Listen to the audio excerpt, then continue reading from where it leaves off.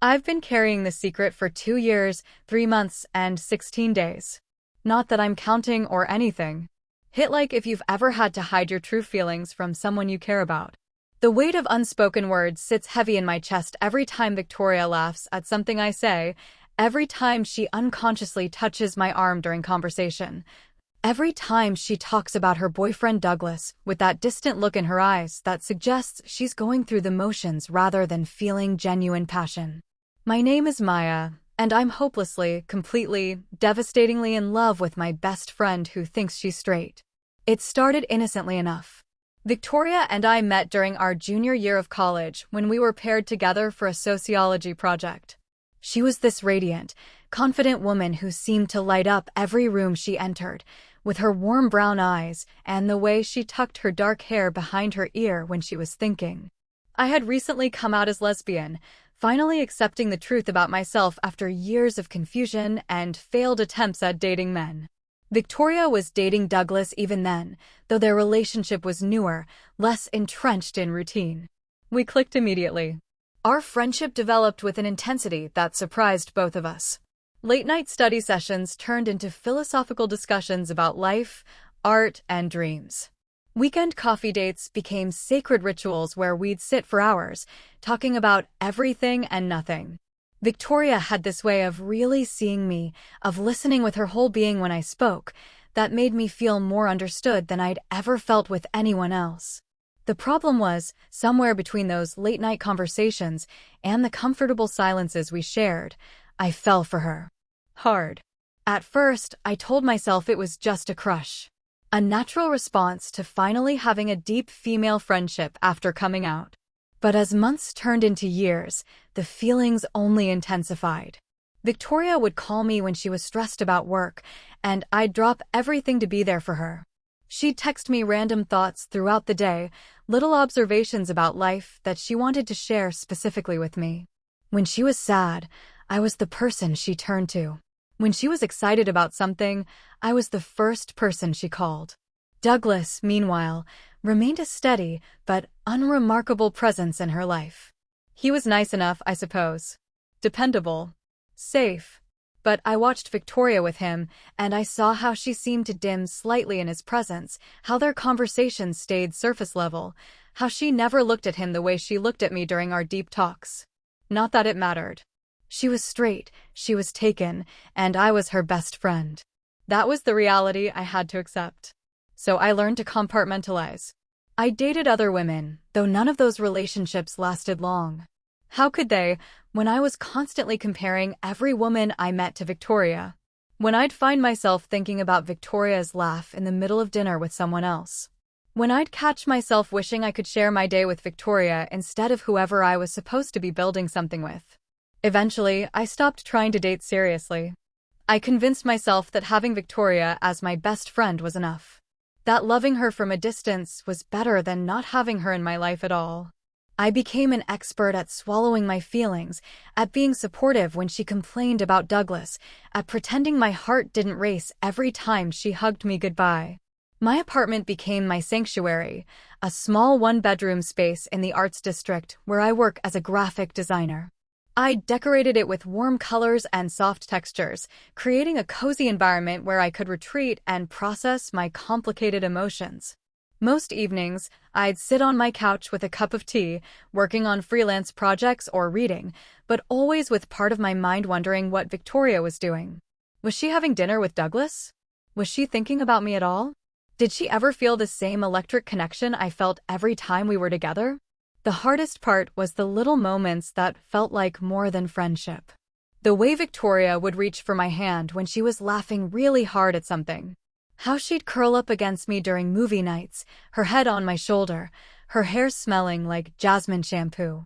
The intense eye contact during our serious conversations, when it felt like she was looking directly into my soul. The way she'd say my name, with this particular warmth that made it sound different than when anyone else said it. I became a master of reading between the lines, of analyzing every interaction for hidden meaning while simultaneously telling myself I was imagining things. Victoria was straight. She was with Douglas. She saw me as her best friend, nothing more. Any romantic undertones I perceived were just wishful thinking on my part. But sometimes, late at night in my quiet apartment, I'd allow myself to imagine what it would be like if things were different. If Victoria looked at me the way I looked at her. If she reached for my hand not just in friendship but in love. If those lingering glances meant what I desperately hoped they meant. I'd fall asleep holding on to these fantasies, only to wake up and remember that reality was much more complicated. 2 years, 3 months, and 16 days of loving someone who couldn't love me back. 2 years of being the perfect best friend while my heart broke a little more each day. 2 years of watching her settle for a relationship that seemed to drain her light rather than amplify it. I had no idea that everything was about to change with a single phone call on a rainy Thursday evening. The call came at 9:47 p.m. on a Tuesday, pulling me from the mindless Netflix show I'd been using to distract myself from thoughts of Victoria. Her name on my phone screen made my heart skip the way it always did, even after 2 years of training myself not to hope for more than friendship. Maya? Her voice was rough, congested, barely above a whisper. I'm sorry to call so late, but I feel absolutely terrible. I sat up immediately, muting the television. What's wrong? Are you okay? I think I have the flu or something. I've been in bed all day and I just keep getting worse. She coughed, a harsh sound that made me wince. Douglas is in Chicago for that conference until Thursday and I don't want to be alone. I know it's a lot to ask, but could you maybe come over? I have soup and medicine, I'm already getting my keys, I interrupted, already moving toward my coat closet. Don't apologize. I'll be there in 20 minutes. Maya, you don't have to. Victoria. I pulled on my jacket, phone pressed between my ear and shoulder. I'm coming. End of discussion. The relief in her voice was palpable. Thank you. I owe you. You don't owe me anything. Just rest until I get there. I hung up and grabbed my emergency bag, the one I kept stocked for exactly these kinds of situations, though usually they involved my sister's kids or my elderly neighbor. For Victoria, though, I'd drop everything. I always had. The drive to her apartment felt longer than usual, my mind racing with worry. Victoria never got sick. She was one of those people with an immune system like steel, always teasing me about my seasonal allergies and tendency to catch every cold that went around the office. For her to call me, to admit she needed help, meant she was really struggling. I stopped at the 24-hour pharmacy on the way, grabbing throat lozenges, fever reducers, and the good tissues, the ones with aloe that wouldn't leave her nose raw. At the grocery store next door, I picked up ingredients for the chicken soup my mom used to make when I was sick, plus ginger tea and honey. Victoria's apartment building was quiet when I arrived, most windows dark. I used the spare key she'd given me months ago for emergencies, she'd said, though I'd never had reason to use it before. The hallway was dimly lit, and I could hear the soft sound of her television through the door. Victoria. I called softly as I let myself in. It's me. In here, came her weak reply from the bedroom. I set my bags down in the kitchen and made my way toward her voice. The apartment was warm, almost stuffy, and I could smell the lingering scent of menthol from whatever she'd been using to try to clear her sinuses. When I reached her bedroom doorway, my heart clenched. Victoria was curled up in bed wearing an oversized cream sweater that dwarfed her frame, her usually glossy hair pulled back in a messy bun. Her face was flushed with fever, and her eyes were glassy and tired. She looked so small, so vulnerable, nothing like the confident, radiant woman who could command attention in any room. Oh, honey, I breathed, crossing to her bedside. You look awful. She managed a weak laugh. Thanks. That's exactly what every girl wants to hear. You know what I mean. I sat on the edge of her bed, automatically reaching out to feel her forehead. Her skin was burning hot. When did this start? Yesterday morning. I thought it was just allergies at first, but... She leaned into my touch, closing her eyes. It just kept getting worse. I called in sick to work today, which you know I never do. I did know. Victoria was the type who'd work through a broken leg if she could. Have you been taking anything for the fever? Some ibuprofen earlier, but I think it wore off. She opened her eyes, looking at me with an expression I couldn't quite read. I'm really glad you're here, Maya. I know Douglas would have come back if I'd asked, but But she shrugged, then winced as if the movement hurt. I don't know. I just wanted you. The words hit me like a physical blow. I wanted you. Not I wanted someone or I needed help. She'd wanted me specifically. I tried not to read too much into it. She was sick, probably not thinking clearly, but the way she was looking at me made my pulse quicken. Well, I'm here now, I said, standing up before I could do something stupid like stroke her hair or kiss her forehead.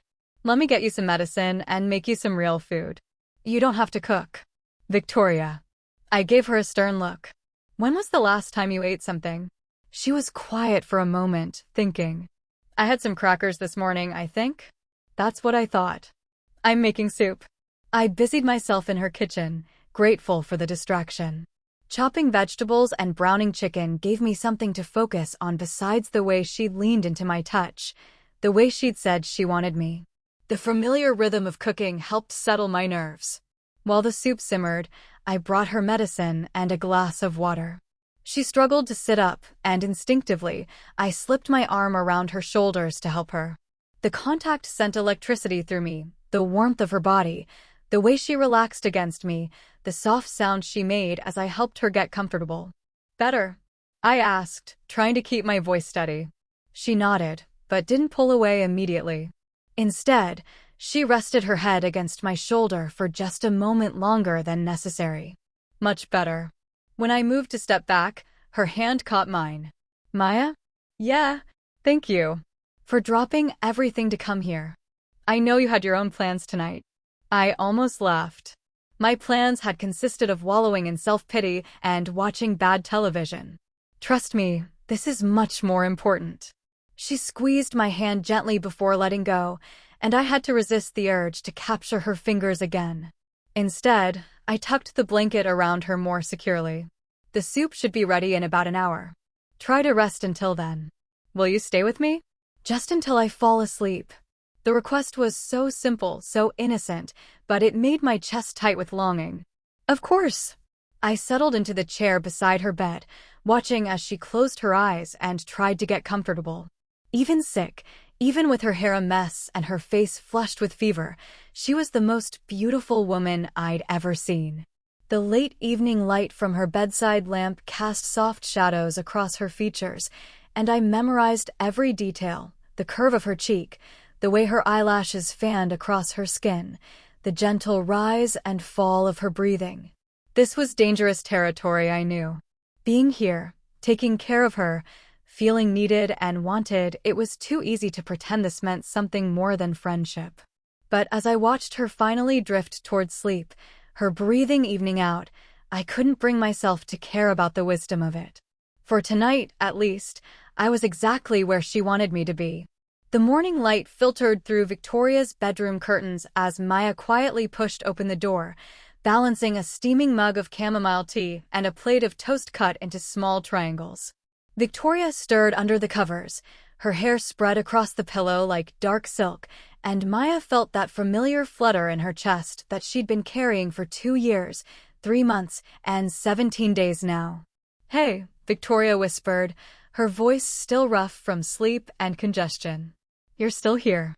Of course I'm still here, Maya said softly, setting the tea on the nightstand. How are you feeling? Victoria attempted to sit up, wincing slightly. Like I got hit by a truck, but better than last night. She reached for Maya's hand as she struggled to prop herself against the pillows, her fingers warm and slightly trembling. Thank you for staying. Maya's breath caught at the contact, Victoria's thumb unconsciously stroking across her knuckles. You don't need to thank me, she managed, trying to keep her voice steady. That's what friends do. But even as she said it, Maya knew this felt like more than friendship. The way Victoria's eyes lingered on her face, the way she held onto her hand just a beat longer than necessary before reaching for the tea. Maya told herself it was just the vulnerability of being sick, the gratitude of being cared for, but her heart hammered against her ribs anyway. I need to check your temperature, Maya said, retrieving the thermometer from the bedside table. Victoria nodded and parted her lips obediently, and Maya tried not to think about how intimate the gesture felt, how Victoria's brown eyes stayed fixed on hers while they waited for the beep. 99.2, Maya announced, relief evident in her voice. Much better than last night. Good, Victoria murmured, then caught Maya's wrist gently. Maya, I keep thinking about how you dropped everything to come here. Douglas would have just told me to take some Tylenol and sleep it off. Maya's pulse quickened under Victoria's touch. You called me because you needed help. I couldn't just leave you alone. But you could have, Victoria said, her voice barely above a whisper. You could have made an excuse, or sent me some soup delivery, or… She trailed off, her fingers still circling Maya's wrist. But you came. You stayed. The weight of unspoken words hung between them, and Maya felt herself leaning slightly closer, drawn by the vulnerability in Victoria's eyes.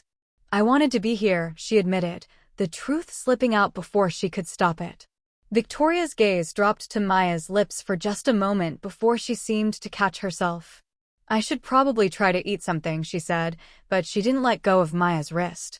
Maya helped Victoria sit up more fully, her arm sliding around Victoria's shoulders to support her. Victoria leaned into the touch, her head resting against Maya's shoulder for a moment longer than necessary. Maya could smell her shampoo, could feel the warmth of her body through the thin fabric of her pajamas, and had to remind herself to breathe. Better? Maya asked, her voice slightly hoarse. Victoria hummed, not moving away immediately. You're so warm. Maya's heart did something complicated in her chest. She'd held Victoria before, quick hugs goodbye, comfort during bad breakups with previous boyfriends, celebration embraces, but this felt different. This felt like Victoria was melting into her, like she was seeking something more than just physical support. Try some toast, Maya said gently, reaching for the plate with her free hand while keeping her arm around Victoria's shoulders. Victoria took a small bite, then another, and Maya watched her eat with the focused attention she usually reserved for her design work. Every small movement felt significant, the way Victoria's lips curved slightly when she caught Maya watching her, the way she hummed appreciatively at the taste, the way she kept glancing up at Maya between bites. You know, Victoria said after finishing half a piece, I was thinking about something while I was falling asleep last night. Maya's stomach fluttered. What's that? About how you always know exactly what I need, even when I don't know myself. Victoria set down the toast and turned to face Maya more fully, their knees touching under the covers. Like yesterday, when you brought that specific soup from the place near campus. I hadn't even thought about it in months, but it was exactly what I was craving. Lucky guess, Maya said, but she was thinking about how she'd driven to 3 different places to find it, how she'd remembered Victoria mentioning it once after a particularly stressful exam sophomore year. No, Victoria said firmly, her hand finding Maya's again. Not lucky. You pay attention to me in a way that… She paused, seeming to struggle with the words. Douglas has known me for 2 years, but he doesn't notice things like that. He wouldn't have known to bring me that soup, or to cut the toast into triangles, because big pieces make me feel nauseous when I'm sick, or to make the tea exactly the right temperature. Maya felt heat rising in her cheeks. You mentioned the triangle thing once, freshman year, when you had food poisoning. See? Victoria's voice was soft, almost wondering. You remember everything. The air between them felt charged, electric with possibility and danger.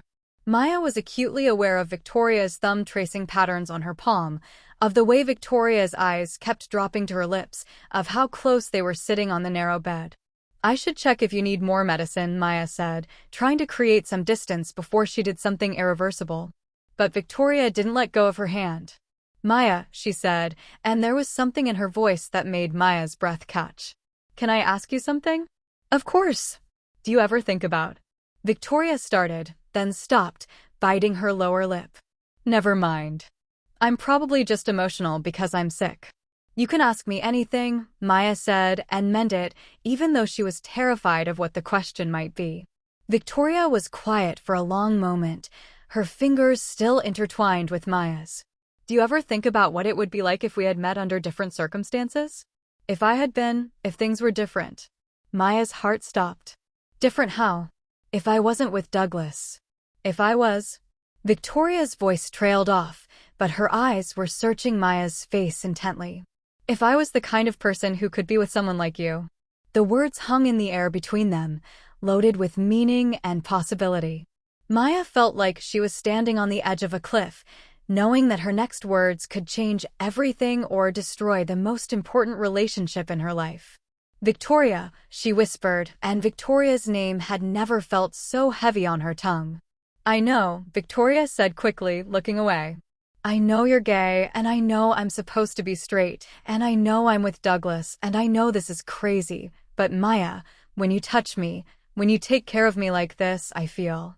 She didn't finish the sentence, but Maya could see the confusion and longing in her eyes, could feel the way Victoria's hand tightened around hers like she was afraid Maya might disappear. You feel what? Maya asked, her voice barely audible. Victoria looked back at her, and Maya saw something raw and honest in her expression. I feel like I'm home. The words hit Maya like a physical blow, and she felt tears prick at the corners of her eyes. Before she could respond, Victoria leaned forward and rested her forehead against Maya's shoulder, her breath warm against Maya's collarbone. I'm sorry, Victoria whispered. I shouldn't have said that. I'm confused and sick and probably not thinking clearly. But Maya could feel Victoria's heartbeat against her chest, could feel the way Victoria's body seemed to fit perfectly against hers. And she knew that whatever was happening between them was real and terrifying and absolutely not something that could be blamed on fever or medication. Don't apologize, Maya said, her voice thick with emotion. Please don't apologize for being honest with me. Victoria pulled back just enough to look at Maya's face, and Maya saw her own longing reflected in Victoria's brown eyes. They sat there in the morning light, hands clasped, hearts racing, both of them knowing that something fundamental had shifted between them, both of them too afraid to name it out loud. The fever had broken sometime during the night, leaving Victoria weak but more lucid than she'd been in days. Maya had dozed fitfully in the chair beside the bed, waking every hour to check on her, to adjust the blankets, to make sure she was still breathing peacefully. Now, as evening light filtered through the curtains, Victoria's eyes were clearer, though dark circles shadowed them like bruises. You don't have to stay, Victoria whispered, her voice still hoarse but stronger. I'm feeling better. Maya shifted in the uncomfortable chair, her neck stiff from the awkward angle. I want to make sure you're okay.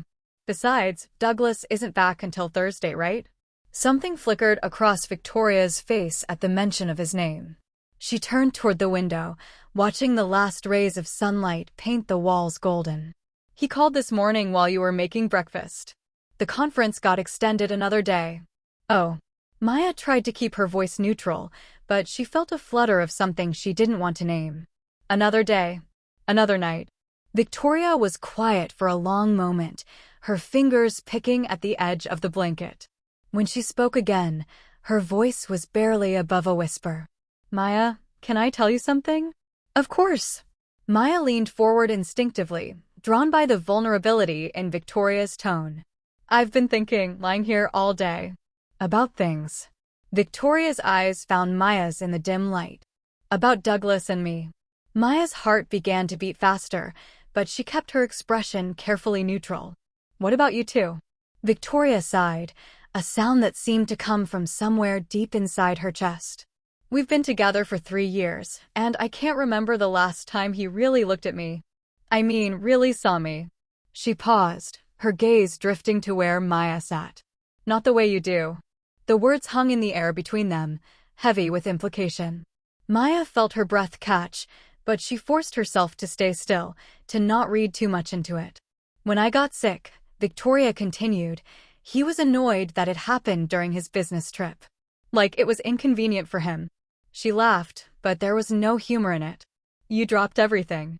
You've been here for 2 days, taking care of me like. She trailed off, searching for the right words. Like what? Maya's voice was barely audible. Like I matter. Like really matter. Victoria's eyes were bright with unshed tears. Douglas would have brought me soup from a can and expected me to get better on schedule. But you made that soup from scratch. You remembered that I like honey in my tea instead of sugar. You've been watching me sleep to make sure I'm breathing okay. Maya felt heat rise in her cheeks. She had been watching Victoria sleep, memorizing the way her eyelashes cast shadows on her cheeks, the soft sound of her breathing, the way she curled into herself like she was protecting something precious. "That's what friends do," Maya said quietly, though the words felt inadequate. Victoria shook her head slowly. "No, Maya. That's not what friends do. That's what—" She stopped, her breath coming faster. "I don't know what that is, but it's not just friendship." The silence stretched between them, filled with everything they weren't saying. Maya's hands were trembling slightly, and she clasped them together to keep them still. "I keep thinking about us," Victoria whispered. "About how easy it is to be with you. How you understand me without me having to explain everything. How safe I feel when you're here." She turned to face Maya fully, her brown eyes intense in the lamplight. "Douglas and I, we talk about surface things. Work, plans, what to watch on TV. But with you, I can say anything. I can be anything." Maya felt like she was standing on the edge of a cliff, the ground crumbling beneath her feet. "Victoria." "I know what you're going to say," Victoria interrupted, her voice gaining strength. "That I'm confused because I'm sick, or that I'm just grateful, or that I don't know what I'm talking about." She reached out suddenly, her fingers finding Maya's wrist. "But I've been having these thoughts for months. About you. About us. About what it would be like if—" She didn't finish the sentence, but Maya heard it anyway. The words that had been living in her own heart for over 2 years, the possibility she'd never dared to voice. "If what?" Maya whispered, even though she knew the answer would change everything. Victoria's grip on her wrist tightened. "If I was brave enough to want what I actually want instead of what I'm supposed to want." Maya's heart was pounding so hard she was sure Victoria could hear it. "And what do you want?" Victoria was quiet for so long that Maya wondered if she'd fallen asleep. But then she spoke, her voice so soft Maya had to lean closer to hear. "I want to wake up next to someone who notices when I'm sad without me having to say anything. I want to be with someone who makes me feel like I'm home, not like I'm performing." Victoria's thumb traced a small circle on Maya's wrist. "I want to be with someone who looks at me the way you're looking at me right now." Maya realized she was holding her breath. "How am I looking at you? Like I'm the most important thing in the world." Victoria's voice broke slightly. "Like you see all of me, even the parts one try to hide, and you're not going anywhere." The words hit Maya like a physical blow. She'd spent so long hiding her feelings, convinced that Victoria could never see her as anything more than a friend. But now, in the intimate darkness of the sick room, with Victoria's fingers warm against her skin, everything felt different. "I do see you," Maya said, her voice thick with emotion. "I've always seen you."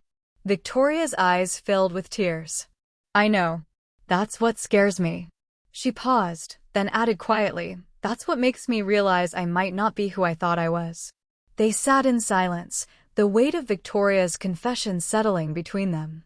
Maya wanted to reach out, to touch Victoria's face, to tell her everything she'd been holding back. But she was terrified of pushing too hard, of breaking whatever fragile thing was happening between them. "I'm scared," Victoria whispered. "I'm scared of what this means. I'm scared of hurting Douglas. I'm scared of what people will think." She looked directly at Maya. "But I'm more scared of pretending I don't feel this anymore." Maya felt tears prick her own eyes. "Feel what?" Victoria's hand slid down from Maya's wrist to her palm, their fingers intertwining. "This connection. This, whatever this is between us." She squeezed Maya's hand. "I think I'm falling for you, Maya. I think I have been for a while, and I was too scared to admit it." The words Maya had dreamed of hearing hung in the air between them. She wanted to say them back, to tell Victoria that she'd been in love with her for years, that every moment of the past 2 days had been both torture and bliss. But something held her back. Maybe the knowledge that Victoria was still technically with Douglas, or maybe the fear that this was all too fragile, too new to survive the weight of her own desperate feelings. Instead, she squeezed Victoria's hand back and said, "I'm here. Whatever you're feeling, whatever you need to figure out, I'm here." Victoria's eyes fluttered closed, exhaustion finally overtaking her. But she didn't let go of Maya's hand. "Will you stay tonight? I know you probably need to get home, but—" "I'll stay," Maya said without hesitation. "As long as you need me to." Victoria smiled, the first real smile Maya had seen from her in days. Thank you. She settled back against the pillows, her breathing already growing deeper. Maya? Yeah, I'm glad it's you here with me. I'm glad it's always been you. As Victoria drifted toward sleep, Maya sat in the gathering darkness, their joined hands a bridge between friendship and something infinitely more complicated. She knew that when morning came, they would have to face the reality of what Victoria had said, the implications of these confessions in the vulnerable space between sickness and health. But for now, in this moment, it was enough to sit in the quiet with Victoria's hand in hers, feeling like maybe, finally, she wasn't alone in her feelings anymore. The confession hangs in the air between us like something fragile and precious, and I can barely breathe. Victoria's words echo in my mind. Asterisk, I think I'm falling for you. Maya asterisk, and I want to reach across the small space between us and pull her into my arms, but I'm terrified of moving too fast, of breaking whatever spell has allowed her to finally say what I've been hoping to hear for 2 years, 3 months, and 17 days. Victoria, I whisper, my voice barely audible in the dim lamplight. Are you sure? I mean, you're still sick, and you're with Douglas, and… I know what I'm saying, she interrupts softly, her fingers still intertwined with mine. I've been thinking about this for weeks, Maya. Maybe longer. And being here with you, feeling how you take care of me, how you see me. She trails off, her thumb tracing circles on the back of my hand. I can't pretend anymore that what I feel for you is just friendship. My heart is hammering so hard, I'm sure she can hear it. I study her face in the golden light, searching for any sign of fever-induced confusion, but her brown eyes are clear and focused, more certain than I've seen them all day. What about Douglas? I ask, though the question feels like swallowing glass. Victoria's expression grows troubled, and she looks down at our joined hands. Things with Douglas have been different lately. We've been together for so long, and I thought that was enough, that comfort and routine meant we were happy. But then I spend time with you, and I remember what it feels like to be truly seen, to be with someone who notices everything about me. She looks up at me again, vulnerability written across her features. You remember how I like my coffee. You know when I'm stressed before I even realize it myself. You make me laugh when I'm having the worst day. And today, watching you take care of me, I kept thinking about how Douglas has never been this attentive, this gentle. I want to tell her that I notice everything about her because I'm desperately in love with her, that I've memorized every detail of her life because she's become the center of mine, but I hold back. This is her moment of discovery, and I don't want to overwhelm her with the depth of my feelings. I'm scared, she admits, her voice barely above a whisper. I've never felt this way about a woman before. I don't even know what it means about who I am, about what I want. But I know that when I'm with you, I feel more like myself than I do anywhere else. The weight of her confession settles over us, and I can see the exhaustion in her eyes, not just from being sick, but from carrying this secret, this confusion, this awakening. You should rest, I tell her gently, though every part of me wants to keep talking, to explore this fragile new territory between us. We don't have to figure everything out tonight. She nods, but doesn't let go of my hand. Will you stay? I know you said you would, but now that I've said all this, I'm not going anywhere, I promise, and I mean it in every possible way. I'll be right here. Victoria settles back against her pillows, but she keeps hold of my hand, our fingers still interlaced. I adjust my position in the chair beside her bed, trying to find a comfortable way to sit while maintaining our connection. The room falls into a peaceful quiet, broken only by the soft sound of her breathing and the distant hum of traffic outside. As the minutes pass, I watch her face relax, the tension from her confession slowly melting away. Her breathing becomes deeper, more regular, and I think she's finally drifting off to sleep when she speaks again. Maya? Her voice is drowsy, soft around the edges. Yeah, thank you. For everything. For taking care of me, for listening, for being patient with me while I figure this out. She brings our joined hands up toward her face, and I feel her breath warm against my knuckles. I don't know what I did to deserve someone like you in my life. Before I can respond, she presses a soft kiss to my knuckles, her lips lingering against my skin. The gesture is so tender, so intimate, that it takes my breath away. But she doesn't stop there. She turns my hand slightly and kisses my palm, right in the center, her lips warm and soft against my skin. The kiss is deliberate, not fevered or confused, but conscious and full of meaning. Victoria, I breathe, but she's already moving my hand again, pressing another gentle kiss to my wrist, right where my pulse is racing beneath my skin. I wanted to do that earlier, she whispers against my wrist, her lips still touching my skin.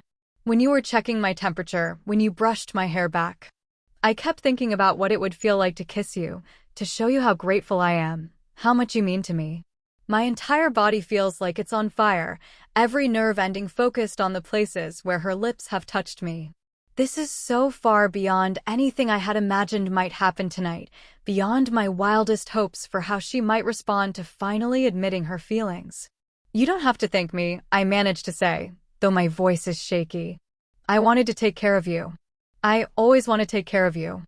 She kisses my wrist one more time, soft and lingering, before settling our joined hands against her chest, right over her heart. I can feel it beating beneath my palm, steady and strong. I know, she whispers, her eyes already closing. That's one of the things I love about you. The word love hangs in the air between us, and I'm not sure if she meant it the way it sounded, or if it was just the drowsy honesty of someone on the edge of sleep.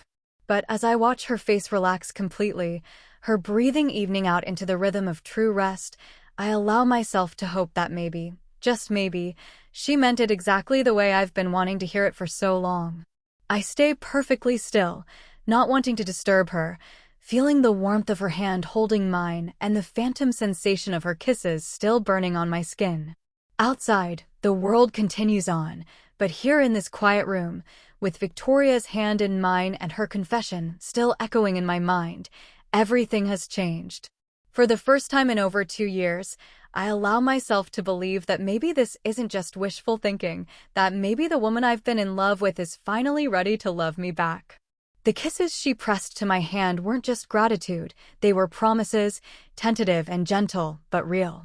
As Victoria sleeps beside me, her fingers still intertwined with mine, I finally understand what it means to have hope transform from something painful into something beautiful. Tomorrow will bring complications and difficult conversations, but tonight, in this moment, I have her hand in mine and the memory of her lips against my skin, and for now, that's enough. The kiss lingered on my skin like a brand, burning through every nerve ending as Victoria's breathing deepened into sleep. Her fingers remained loosely entwined with mine, and I found myself afraid to move, afraid to breathe too deeply, afraid that any motion might shatter this fragile moment that felt too precious to be real. The room settled into quiet darkness around us, but my mind raced with the memory of her lips against my palm, my knuckles, my wrist, each touch deliberate and tender in a way that transcended friendship. I stayed awake through the long hours, watching the shadows shift across her peaceful face, replaying every second of what had just happened. The way she'd brought my hand to her lips wasn't accidental or fever-induced. It was conscious, intentional, filled with meaning that made my heart pound against my ribs. When she'd whispered, "Thank you for taking care of me," between those soft kisses, her voice had carried something deeper than gratitude. It had sounded like recognition, like she was finally seeing what had been building between us all along. Around 3 in the morning, Victoria stirred slightly, her grip on my hand tightening before she settled back into sleep. I studied her face in the dim light filtering through the curtains, the way her dark lashes cast shadows on her cheeks, the slight smile that played at the corners of her mouth even in sleep. This was the woman I'd been in love with for over 2 years, the woman I'd convinced myself I could never have, and now she'd crossed a line that changed everything between us. By the time dawn crept through the windows, I was exhausted but too wired to sleep. Victoria began to wake slowly, her eyes fluttering open to find me still sitting beside her bed. For a moment, she looked confused, as if trying to remember where she was and why I was there. Then awareness flooded her features, and I watched a flush creep up her neck as memory returned. "Maya," she said softly, her voice still rough from sleep. She glanced down at our joined hands, and I saw something flicker across her face, not regret, but nervousness, uncertainty about what came next. "How are you feeling?" I asked, keeping my voice gentle, giving her space to navigate whatever she was experiencing. "Better," she said, slowly sitting up against the pillows.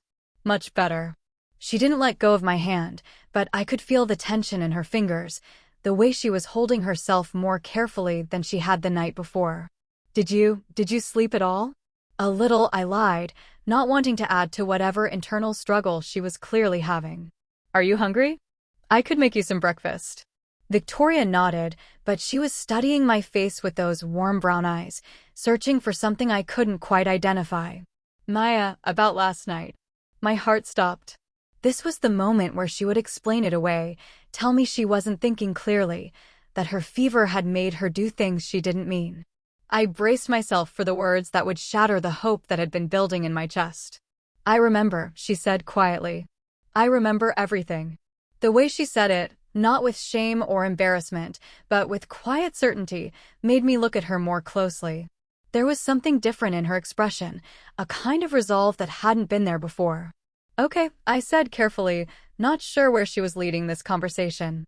Victoria finally released my hand and ran her fingers through her hair, a gesture I'd seen her make countless times when she was working through something complex. "I need to tell you something, and I need you to listen without saying anything until I'm finished." I nodded, my pulse quickening. "I've been lying to myself," she began, her voice gaining strength. "For months now, maybe longer. I've been telling myself that what I feel for you is just friendship, that the way I think about you, the way I want to be near you all the time, that it's normal." She took a shaky breath. "But it's not normal, Maya. The way I feel about you isn't how I feel about my other friends." My chest tightened with something that felt dangerously close to hope. "When you were taking care of me yesterday, when you were so gentle and attentive, I kept thinking about how Douglas has never looked at me the way you do. He's never paid attention to the little things that matter to me, never made me feel like I was the most important person in the room just by being there." Victoria's voice grew quieter. "And last night, when I kissed your hand, I wasn't delirious or confused. I was more clear-headed than I'd been in months." The silence stretched between us, heavy with possibility and fear. Victoria was looking at me with an intensity that made my skin tingle, waiting for some kind of response. "Victoria," I started, but she held up a hand. "I'm not finished," she said. "I know this is complicated. I know I'm with Douglas, and I know you probably think I'm just confused or experimenting or whatever. But I need you to know that what I'm feeling isn't confusion. It's recognition. Like I've been sleepwalking through my life, and suddenly I'm awake." She reached for my hand again, and this time her touch was steady, sure. "I called Douglas this morning while you were in the shower. He's coming back tonight instead of Thursday." My heart sank. Of course. Reality was reasserting itself, and whatever had happened between us would have to be pushed aside, buried beneath the weight of her existing relationship. "I told him we needed to talk," Victoria continued, and something in her tone made me look up sharply. "I told him I had some things to figure out and that I needed space to think." "What does that mean?" I asked, hardly daring to breathe. Victoria's thumb traced across my knuckles, over the same spots where her lips had been the night before. "It means I can't keep pretending that what I feel for you is something I can ignore or push away. It means I need to be honest with myself about what I want, even if it scares me." The vulnerability in her voice, the way she was looking at me like I held the answer to something she'd been searching for, made my chest ache with longing. But underneath the hope was fear that she would change her mind, that the reality of appending her life would be too much, that I would lose not just the possibility of something more, but our friendship entirely. "I don't want to pressure you," I said softly. "I don't want you to make any decisions because you're still recovering or because of what happened last night. This is your life, Victoria. Your whole life." She smiled then, the first real smile I'd seen from her since she'd woken up. "That's exactly why I need to figure this out. Because it is my life, and I've been living it for everyone else but me." The weight of what she was saying settled between us.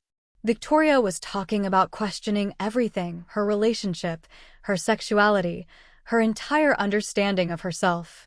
And somehow, impossibly, I was at the center of that questioning. What happens now? I asked. Now, Victoria said, squeezing my hand, I make us breakfast. And then I have some very difficult conversations ahead of me. But Maya, she leaned closer, and I could see the determination in her eyes. I'm not running away from this. I'm not running away from you. 3 days passed in a strange, suspended animation. Maya went through the motions of her work, staring at design mock-ups while her mind replayed every second of that night. The memory of Victoria's lips against her hand felt both vivid and dreamlike, like something too precious to have actually happened. She'd received a few brief texts from Victoria, updates about feeling better, a thank you for the soup she'd left behind, but nothing that acknowledged what had shifted between them. Maya found herself checking her phone obsessively, then forcing herself to put it away. She cleaned her apartment twice, reorganized her art supplies, and took long walks through the city, trying to process the magnitude of what Victoria's gesture might mean.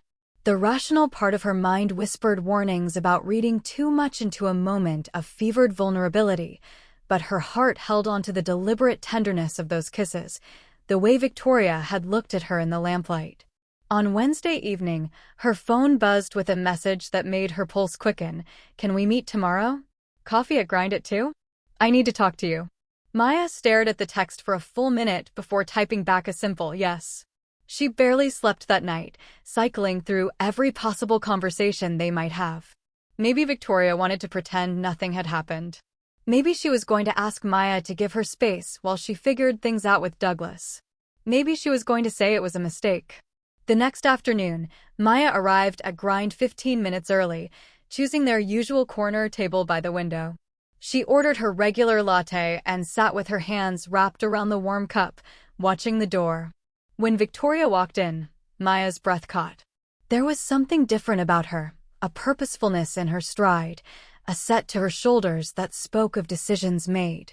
Victoria ordered her drink and approached the table, her warm brown eyes finding Maya's immediately.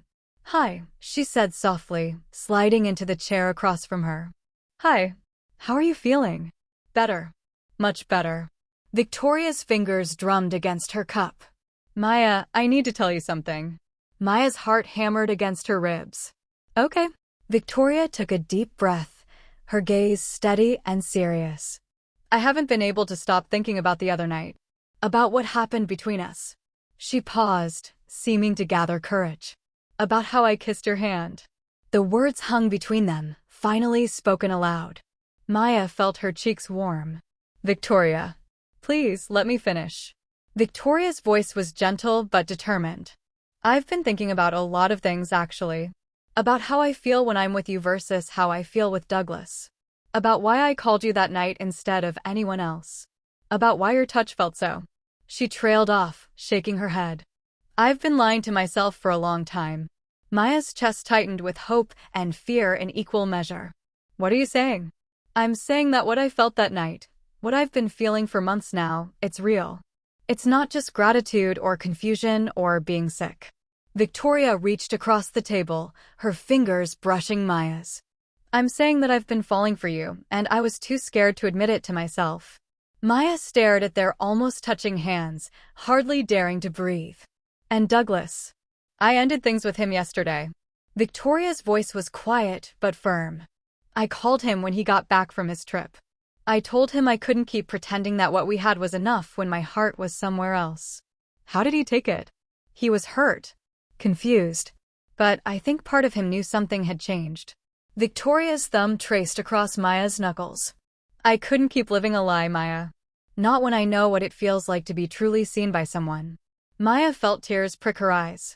Victoria, I know you have feelings for me, Victoria continued, her voice growing stronger. I've known for a while, actually. The way you look at me sometimes, the way you care for me. And I was so scared of it because it meant confronting everything I thought I knew about myself. Maya turned her hand palm up, letting Victoria's fingers intertwine with hers. Are you sure? This is a big change, and I don't want you to feel pressured. I'm sure. Victoria squeezed her hand. I've never been more sure of anything. That night, when I kissed your hand, it felt like the most honest thing I'd done in years. like I was finally admitting what I'd been hiding from myself. Maya studied Victoria's face, seeing the vulnerability there, but also a new kind of certainty. What happens now? Now, Victoria smiled, the first real smile Maya had seen from her in days. Now I'd like to take you on a proper date. If you'll have me. Maya laughed, a sound of pure joy breaking free from her chest. If I'll have you? Victoria, I've been waiting for you for over 2 years. I know. I'm sorry it took me so long to catch up. Victoria brought Maya's hand to her lips, pressing a soft kiss to her palm, the same gesture that had changed everything between them. But I'm here now. Really here. Maya felt something settle in her chest, a piece she hadn't known she was missing. So what now? Now, Victoria said, standing and tugging Maya up with her, we go figure out what we are together. No more hiding, no more pretending. Just us. As they walked out of the coffee shop hand in hand, Maya felt the weight of 2 years of secret longing transform into something lighter, brighter. The future stretched ahead of them, uncertain but full of possibility. Victoria squeezed her hand, and Maya squeezed back, both of them finally ready to step into the honest, vulnerable space they'd been circling around for so long. The afternoon sun caught the highlights in Victoria's hair as she turned to smile at Maya, and for the first time in years, Maya felt completely, authentically free.